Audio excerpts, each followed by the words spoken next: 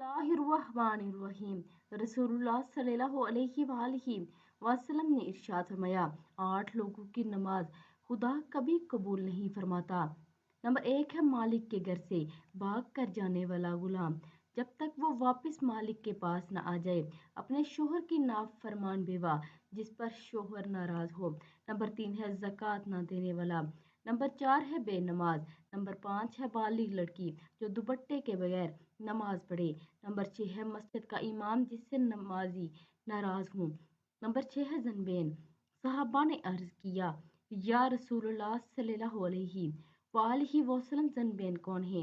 तो आप सल्लल्लाहु अलैहि वसल्लम ने फरमाया, बहाना उठाने वाला। नंबर 8 है नशा करने वाला। ये वो 8 अफराद हैं जिनकी नमाज खुदा कबूल नहीं फरमाता। जिस शख्स को अल्लाह ताला ने बेटियां अता की हों और वो इनसे हुस्न सलूक करे, तो यही बेटियां इसके लिए जहन्नुम से बचने का जरिया बन जाएंगी।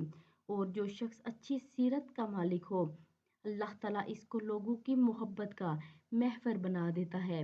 तो आप सभी सबके साथ इखलाक से पेश आया करें। अल्लाह रब्बुल इज़्ज़त हम सबको अमल की तौफीक अता फरमाए। आमीन सुम्मा आमीन।